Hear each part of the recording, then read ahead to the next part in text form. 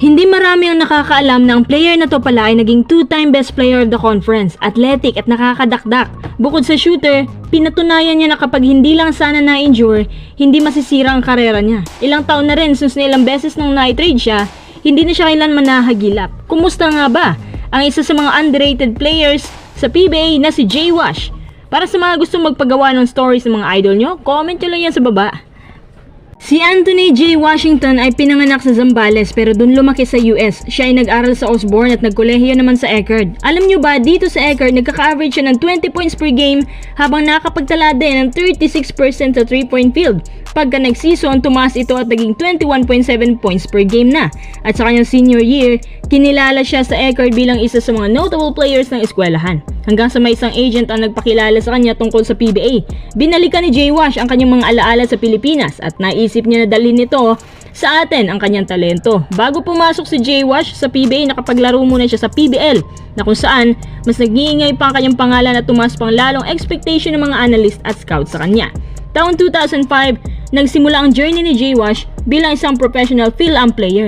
Nagpa-drop siya na kinuha naman ng Air 21 Express first overall pick at later on kinuha naman ng Talk and Text. Dahil nga malakas ang kanyang pangalan bilang first pick tapos 6'7 pa, kaya mataas masyado expectation ng Talk and Text sa kanya. Kahit pa magandang performances niya at malaki ang kanyang ambag, hindi pa rin siya nagtagal sa Talk and Text at binigay nila ito sa Petron Blaze Boosters na ngayon San Miguel. Dito, kahit hindi masyadong mahaba ang playing time niya, pero nagustuhan siya ng San Miguel dahil ginagamit niya ng lubos na kanyang minutes at talagang nakakaambag siya.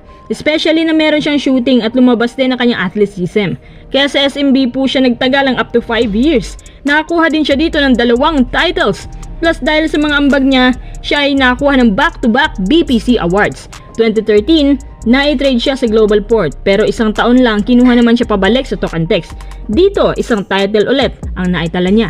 Tapos isang taon ang lumipas, binalik naman siya sa Global Port. Isang taon ulit na ilipat siya sa Rain or Shine. Naging maayos naman ang pinakita ni Jay Wash dito. Kaso, dahil pabata na rin ang lineup nila, kaya napag-iiwanan si Jay Wash. At na-trade siya pabalik naman sa TNT. Isang title ulit ang nakuha niya sa kanila. Ang swerte naman ni Jay Wash, kapag nasa TNT siya, kada lumanding siya dito may title talaga. Nanatili si Jay Wash sa TNT ng halos 3 taon at dahil nagkakaedad na rin at hindi na nagagamit, na-trade siya sa Blackwater. After 1 year, hindi na rin yun Blackwater si Jay Wash. Ang paraan ng kanyang pagpapakondisyon ay ang pagsali niya sa 3x3 tournament sa Regional League ng Thailand. Hindi lang yan.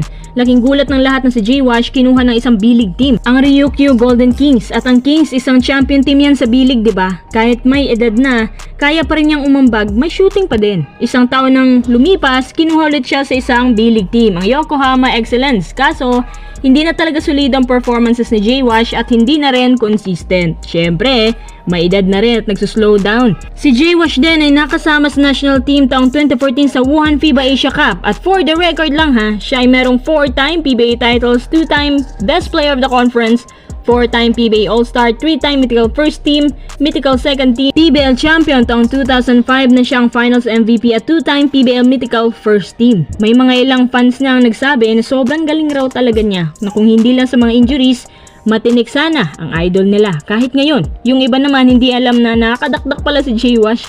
Kahit almost 18 years ang playing career niya sa PBA, pero kakaunti naman ang kanya exposure. Bukod dyan, nasira din ng trade ang career niya sa PBA kaya hindi makapag-establish dahil sa paiba-ibang system at environment na kailangang i-adapt. Kaya hirap si Jay Wash noon na maipakita ang kanyang shooting at athleticism.